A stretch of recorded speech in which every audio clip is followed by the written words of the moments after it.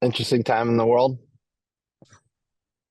Yeah, if we can call it like that. What's your opinion about the conflict between Palestine and Israel? Well, I'm from the town of Rachel Corrie, and Rachel Corrie is this person who was run over by an Israeli bulldozer back in 2003 when she was trying to do peaceful direct action blockades of Caterpillar bulldozers when Israel was bulldozing houses and of Palestinians with these. Um, so I got a good crash course in how Israel operates in the apartheid.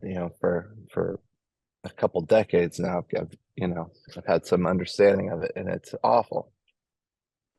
And so the October 7th stuff, uh, you know, terrible tragedy begets even worse tragedy. I mean, yeah, and I don't think I always tell little kids, it's like you're responsible for your actions. I don't care what the other side did. You're not, to a certain degree, you're not allowed to do more. Or if anything, it should be equivalent. I also feel like I wish I'd been able to guess that this would could have happened, but I wasn't. But it does feel that like it was allowed to happen by Israel. That isn't and pretty. They have their border fence with automatic machine guns that just shoot through AI, targeting anything that moves. I mean it's hard to slip by that, especially in like 15 border in like 15 places. Was it like the day before they moved half the troops to the West Bank from that area? I mean, there's just a lot to say that like, they've been playing it for a year in Israel, which, just has its, boot on their neck and, hears everything, seems to know where everybody and all the people of Gaza are, all the leaders of Hamas are at all the times now. But they had no idea that 2,000 troops or 1,500 troops were planning on storming into Israel. It just doesn't seem likely to me. So I feel like that and Blinken, our he in the U.S. He just has a lot of connections going back with the Israelis, and you know he had comfortably said, a week before at the Atlantic conference, he was like, "Oh, yeah, well, we have peace in the Middle East now," and it's like nice cover story for yourself there, buddy. Egypt warned them ahead of time. So, there's a lot of things to say that also the death toll of October 7th. Remember they kept saying 1,300, 1,400 killed, and it was only like a week ago that Haaretz got the actual number of names listed up to 1,000 after 3 weeks. And who's checked over those names? But then now we find out that maybe half, maybe more, maybe less, of the Israelis that were killed on October 7th were killed by Israel, by Israeli soldiers who were firing. They hear about Hamas soldiers are in a house or in a village, and they're like, well, take it out, the whole house. And these guys had Kalashnikovs and hand gliders. They didn't have tanks and shells and missiles, and I mean, they have big fireworks that people call missiles. So, anyways, it's a horrible situation. It needs to ceasefire needs to happen. Um, I the U.S. is putting an armada out there. Uh, to me, it looks like a force meant to attack and destroy, not deter, as they keep saying. I mean, two aircraft carrier strike groups, an amphibious um, group, strike group that's got 2,500 soldiers ready, and it's really tense. It's really bad, and they need to stop. That's kind of in a nutshell how I feel about it. Feels like the Israel's already gotten an incredible amount of death from this action, and I think they've lost their standing in the world. But they might be able to rebuild, I guess. But the Gazans are gone. It seems like something drastic needs to happen, or else they're done for. And I don't see the U.S. doing. I do appreciate what the rest of the world's working together on it. Seems like there's some good hope coming from the BRICS countries as usual. So, anyways, but that's basically what I have to say about that. I guess I talked a long time. I worry that it's we could get on to the of course. I worry, basically that U.S. is, Hezbollah is going to fire Israel, and U.S. is going to fire Hezbollah, and it's back and forth. That eventually the U.S. is hitting Iran. There's a very good chance that the U.S. has its next big incident. If a ship sinks, and that, oh my gosh, someone sunk our ship. We have to go. This is World War III. I mean, it's just really close. And also Israel's nukes. Israel has so many nukes, and they're just sitting out there ready to be fired by, they're a country that's more dangerous than North Korea ever was, and so ideological or crazy nuclear armed, theocratic, government that's it's madness. So that's good. I guess that's kind of where I'm at on it. It's not a good time. Closest, they need to change the doomsday clock that we have out here by the Bulletin of Atomic Scientists. They set it to 90 seconds to midnight. That's when they were worried about nuclear war with just Russia and the United States and over Ukraine. Now you keep that one on going, and then you add in another nuclear armed country, Israel. That's madness, and you move that to 10 seconds to midnight or 9 seconds to midnight. So that's what I think about it. And what do you think world government should do to avoid the World War III? Well, ceasefire immediately. I'm glad to see the United Nations make its plays. I don't know. It's good that the Arab nations are showing some restraint. I like that Turkey feels a little bit energized to do more. I think that they should do more as a NATO ally. They should be able to take some ships worth of supplies and march them over there. And Israel should not be able to sink their ships, and the US should not be able to sink their ships. So I'd like to see that happen, to give more support to allow Turkey to go there and bring supplies to Palestine. The US, of course, the US could solve all these problems. I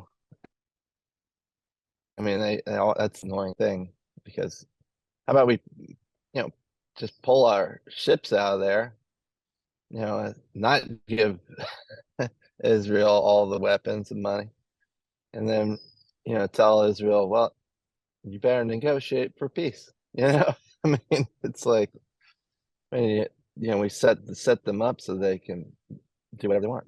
and also let's bring the U.S. base. The U.S. fires missiles at Syria at um, supposedly Iranian-backed militias in Syria. But their excuse for doing it was just even. It was an even response to their hitting us in our bases in Iraq and in Syria. And I'm like, both of those governments told us to get our troops the hell out of there. Their sovereign governments told us that we shouldn't have any forces there. And it's like the people who live there, they have a mandate to resist and to use force to get us out since we haven't since we aren't leaving. That's what they should be doing. Just like Palestinians have the right to resist their oppression.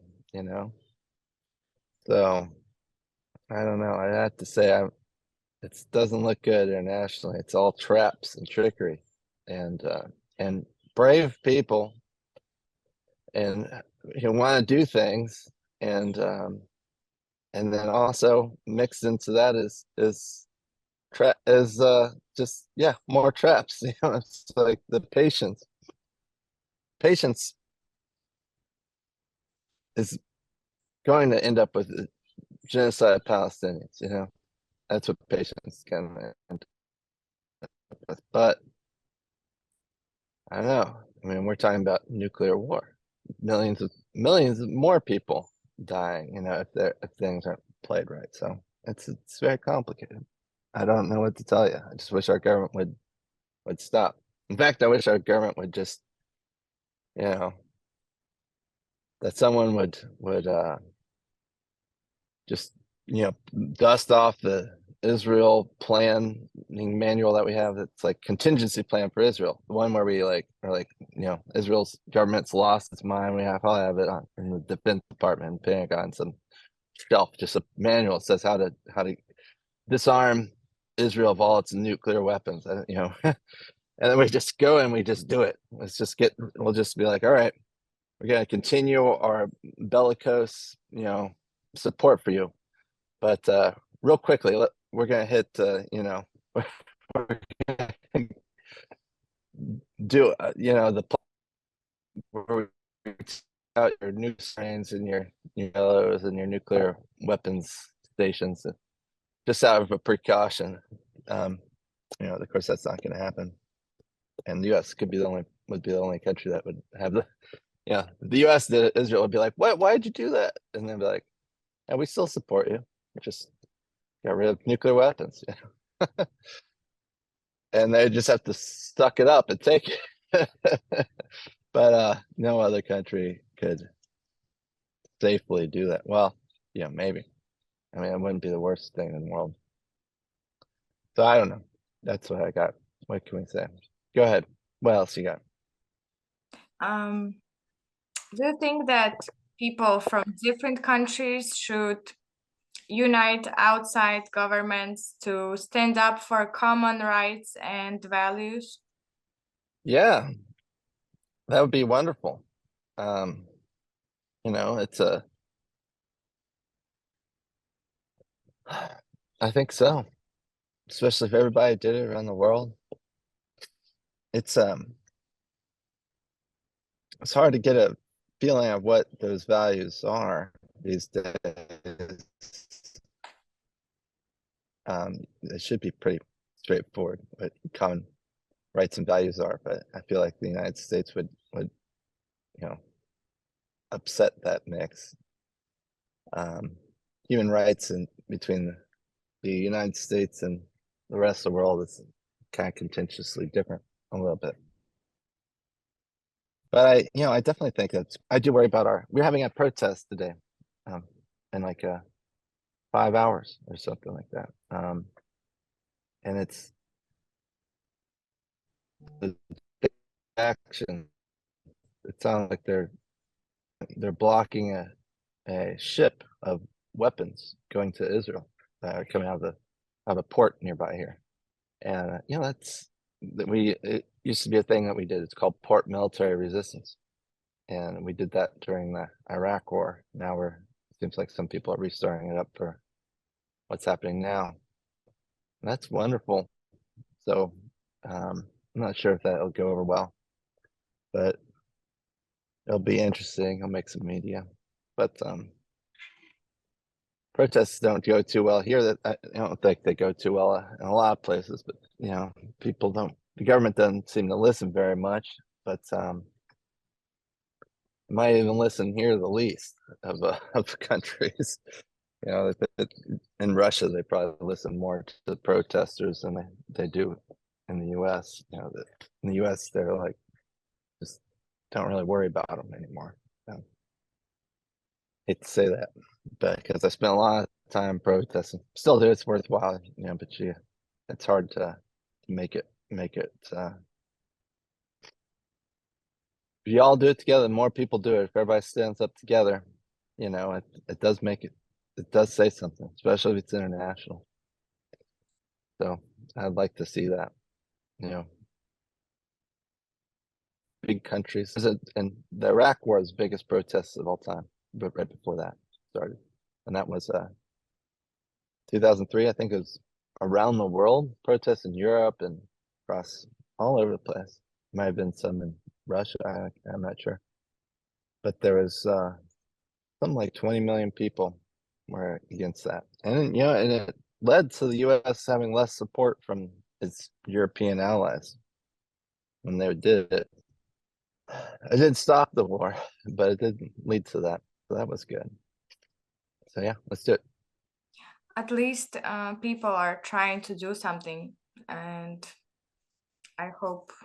Yeah, we have to pull any levers we have, any way we can, gunk up the gears of the machine. It's like it's really important to do it. Yeah, there's no simple way.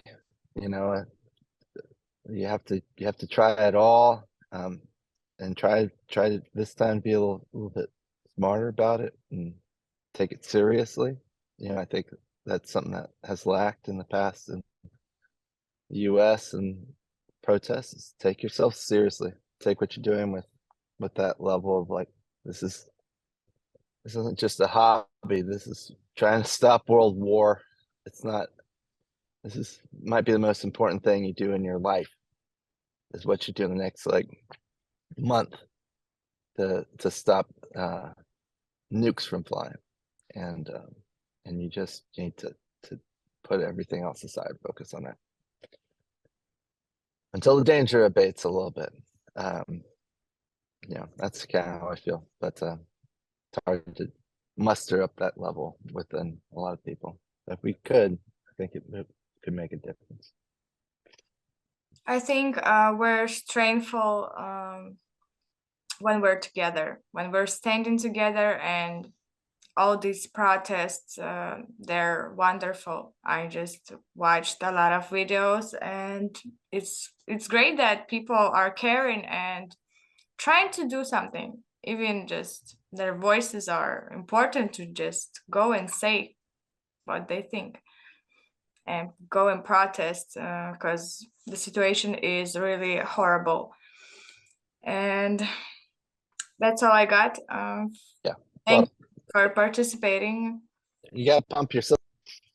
Mm-hmm. You're welcome. Thank you. Have a good day. You too.